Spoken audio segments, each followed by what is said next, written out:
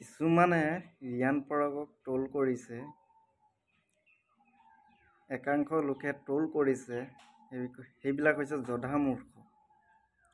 একাংশ জধামূৰ্খই ৰিয়ান পৰাগক ট্ৰল কৰিছে। আচলতে লাজ পাব লাগিছিলে সিহঁতি, ৰিয়ান পৰাগক এনেকৈ ট্ৰল কৰাবোৰে লাজ পাব লাগিছিলে। অসমৰ সন্তান এজনক কিমান উৎসাহ দিব লাগে,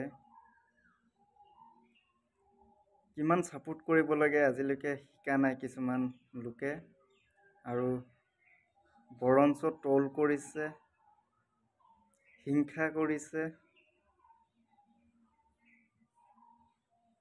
কি ক'ম মানে,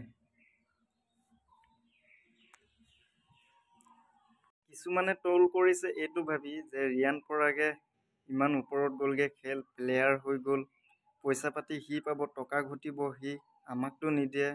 কিছুমানে এইটো ভাবি ট্ৰল কৰিছে। আকৌ কিছুমানে ভাবিছে ই খেলিবই নোৱাৰে, তাক মানে ট্ৰল কৰা যোগ্যই, সেনেকেই ভাবি লৈছে কিছুমানে। খেলিবই নোৱাৰে, ফিল্ডত গৈছে, তেনেকুৱা কোনো কথা নহয়। যিবিলাকে ট্ৰল কৰিছে, নাম্বাৰ 1 কথা হৈছে সিহঁতি 1 নম্বৰ জধামূৰ্খ। আৰু এটা ভিডিঅ' ৰিয়ান পৰাগৰ ভাইৰেল হৈ গৈছে, মানে 4-5জন অনুৰাগীয়ে মানে চেলফি ল'বলৈ বিচাৰিছিলে তাৰ সৈতে। তো তাই মানে চেলফি লৈ পিনি মোবাইলটো দলিয়াই দিছে। হয়তো সেইটো ইম'চনেল খাতিৰত মানে দলিয়াই দিছে মোবাইলটো, বা ফূৰ্তিত দিছে, খেলি পিনি ভাগৰ লাগিছে, মাৰি পিনি এনেই মানে ফূৰ্তি টাইপতে মানে দি দিছে দলি মাৰি। সেইটো কোনো এটিটিউড বুলি কথা নহয়, বা বেলেগ ভাবি দিয়া নাই, কিবা ফূৰ্তিটো সি দি দিছে দলি মাৰি এনেকৈ ফটোখন চেলফিটো মাৰি পিনি। সেইটো কিবা মানে হিংসাৰ কথা হ'ল নেকি, বা এটিটিউড দেখালে নেকি? তেনেকুৱা কোনো কথা নহয়। যিকেইটাই তাক ট্ৰল কৰিছে সেইকেইটা ক্ৰিকেটাৰৰ বিষয়ে মানে কও নাজানে। আমি জানো যাব পাৰিছোঁ তাৰ পৰ্যায়ত? বেলেগ কোনোবাই জানো যাব পাৰিছে? অসমৰ এজনেই পাইছে, এজনৰে নাম হৈছে, এজনেই অসমৰ নাম আনিছে ক্ৰিকেট জগতত, সেইজনেই হৈছে ৰিয়ান পৰাগ।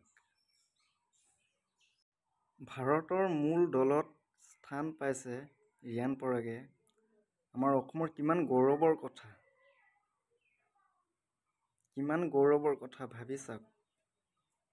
আৰু সেইজন ব্যক্তিক অসমৰ মানুহে, অসমৰ ৰাইজে, কিছুমানে মানে সকলোৱে নহয়, কিছুমানে ট্ৰল কৰিব ধৰিছে। লাজ পাব লাগিছিলে। ৰিয়ান পৰাগে বহুত কষ্টৰ ফলত IPL-ত গৈ পিনি স্থান পাইছে। অসমৰ ৰাইজে যদি তাক সাহস দিয়ে, ছাপোৰ্ট কৰে, কিজানি ৱৰ্ল্ড কাপতো স্থান পাব পাৰে। তো ট্ৰল কৰাটো গ্ৰহণযোগ্য নহয়। আৰু যিকেইজনে ট্ৰল কৰিছে সেইকেইটাতো ক্ৰিকেটৰ ক খ নাজানে বুলিও ক'ম মই, আৰু জধামূৰ্খ বুলিও ক'ম। আপুনি যদি মোৰ কথাখিনি যদি একমত হয়, জয় ৰিয়ান পৰাগ বুলি কমেণ্ট বক্সত কমেণ্ট কৰি যাওক। ঠিক আছে।